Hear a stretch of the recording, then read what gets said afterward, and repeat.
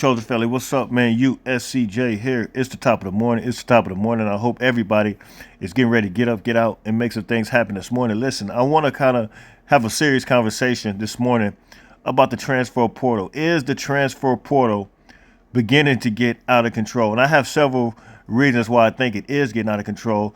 And you guys already know I'm an advocate of it. I think we benefited from it, especially when you talk about guys like Caleb Williams. I mean, USC was a big time winner. We was able to get multiple players that could come in like Bear Alexander, guys that can make an instant impact. But here's what I want everybody to be educated on. I think it's my job, just doing what I do. The fact that I interact with so many of these young guys that are currently in college that play college football. I think it's important to really understand that once you enter your name in that portal, that you're not guaranteed a scholarship. You're not guaranteed a new location to continue further your education. And I think it's important to know as well on the flip side that the school doesn't have to honor your scholarship once your name is entered that portal.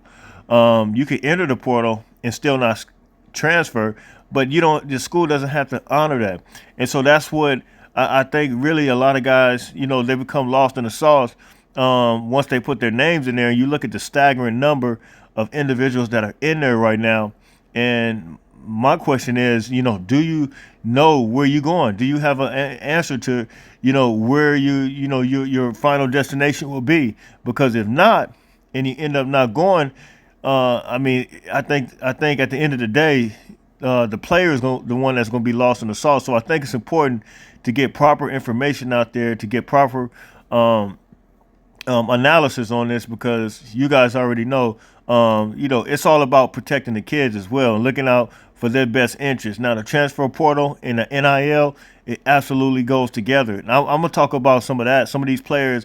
I mean, I'm seeing so many players the past couple days since December 4th. I've never seen it like this. I think this is, I would say worse. Well, I'm not even gonna use the word worse, but this is as bad as I've ever seen it. Um, well, not even. I'm not even gonna say bad. It's dramatic as I ever seen it, and the amount of kids that have entered their names in the portal, and the names. It's not just small names. It's big time players like starters. And so the question is now, what are they? What is the main reason? Why are they seeking to leave the school that they're at? Is it lack of playing time? I mean, you're talking about guys that are maybe starting. Is it lack of playing time? Is it NIL? Like, what is it? And you look at this number here, 1,183 FBF players. This is a story that came from On3 from Pete Newcoast, but 1,183 FBS players have entered their names in the transfer portal. And this was just, I think this was put out yesterday, and it says it's just 10 p.m. Eastern, in the first day of the 30-day portal. So we're talking about 30 days, and the amount of guys that are getting ready to enter their names in there is absolutely crazy. So the first day was on Monday, and then today is Thursday, but yesterday was absolutely. I'm going to show you guys some of these names. Now, here's the thing. I support the transfer portal. If you're in a situation, you guys already know, very favorable of a situation like Darwin Barlow was in. He's a grad transfer. That's the number one grad transfer guy who's paid his dues. See that he's not really given the opportunity to really compete. And you have the ability. You want to still be able to showcase your skills. That's one category. Then you have another category, like a guy like Mike Jack, who's not necessarily a grad transfer, but he's not getting the necessary reps that he needs, and he has a lot of talent. And then you have a guy like Raleek Brown. Some say or suggest that he maybe transfer early, but see, a lot of people don't know, the story, the backstory. I do, but a lot of people don't know the backstory behind that. So it's important to really understand, like, everybody's situation is different. The situation is based on each individual's personal experience at their university. And so, but the question is, are some of these guys in good situations, but now they're leaving because of NIL opportunities. And the reason I'm asking that is because we're going to take a look at some of the guys that entered their names in the portal. And I think it's incredible because, some of them at pretty good institutions. They're at pretty good universities. And I think that, is the grass always green on the other side? Sometimes it is, and sometimes it's not. It just really varies on, each case is different. But then you have another situation like the quarterback from Kansas State, who you guys know I did a video on just the other day. And his situation is slightly different. They're losing their offensive coordinator at Kansas State. He wants to put himself in the best situation, so he's probably going to put himself where one of the best offensive coordinators are, and in the best head coach. So you got a guy like possibly like Lincoln Riley, who he can probably see himself there. So the situation is ever evolving, and it's just a different situation based on the individual. Now let's look at some of these names, and we'll get back to some of this information that we're talking about. But then now you see Congress, it appears to be introducing or trying to intervene with some new NIL action, and we'll take a look at that as well.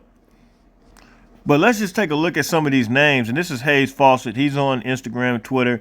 There's a couple of guys, a guy by the name of Pharrell, Hayes Fawcett, a couple of them. Of course, you got the occasional 24/7 Sports and On3, several different ones that I follow, that I keep up with the transfer portal. But Hayes Fawcett was spitting them out yesterday. I mean, just left and right. And man, it seems like Texas A&M, half of their team most of their team is really hit the transfer portal. But you see guys like this, Texas A&M, and sure, USC can absolutely use them. Tyree Chappelle has entered the transfer portal, 6 feet, 185-pound DB, was named a 2021 freshman All-American, started 30 games for the Aggies. We'll have 2 years left to play. So you see guys like this, but here's the deal. Their whole coaching staff has changed. So I think rightfully so, and we're going to look at some of these other players as well, because Texas A&M players, they absolutely have a right. If their coach is gone, their coach is now fired, you can reboot your career. You can restart your career if you so desire to. I don't see an issue with that.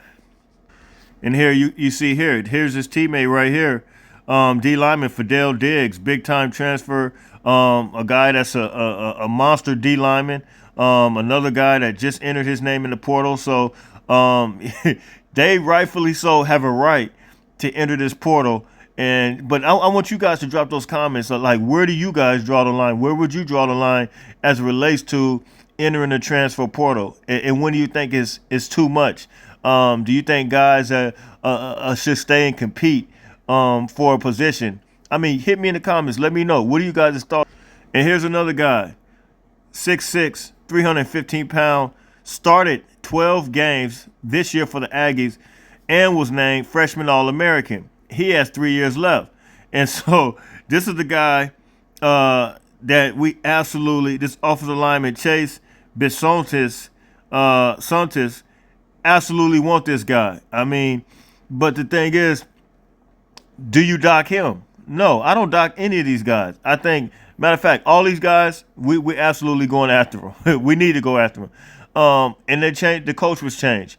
And so I think that USC should really seek to get some of these guys. And at the same time, these guys are freely to move, and it's not running from competition, in my opinion. And I think guys of this caliber, as I mentioned earlier, opposed to guys that are less caliber, these guys will most likely have a landing spot and be able to have a spot to call home, opposed to other guys that enter that portal and they will be lost in the sauce and not know where to go. So I think that's where we kind of separate the two different parts. You got guys that can enter their names and won't be lost in the sauce. Then you got guys that enter their names and will completely be lost to the sauce.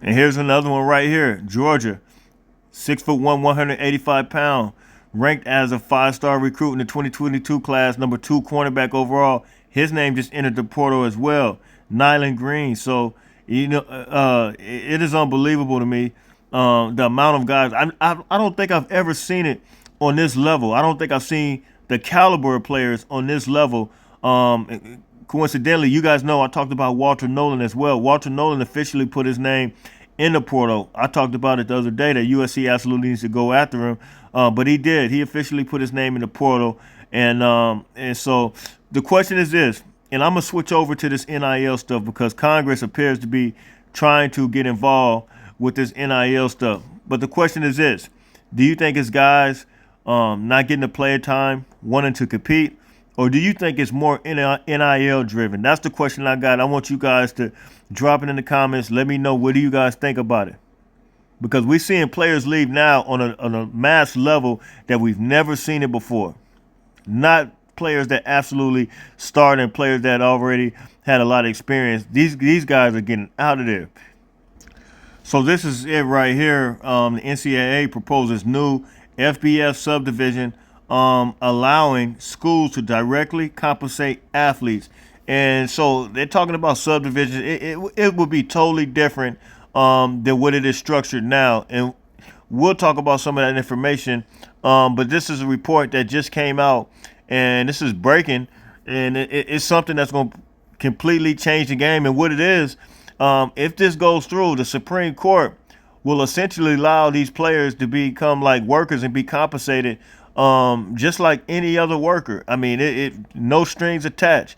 Whereas now, it's totally different to where, you gotta, it's mainly the name, image, and likeness, but you're talking about being compensated exactly like employees. Let's take a look. And here it is. This is an article by Eric Pricebell. It says the NCAA has proposed the formation of a FBS subdivision that would allow schools to directly compensate student athletes through NIL and trust fund. Experts say it is the most revolutionary compensation plan the NCAA has proposed. So what do you guys think about that? It seems like the transfer portal has a direct connection with this.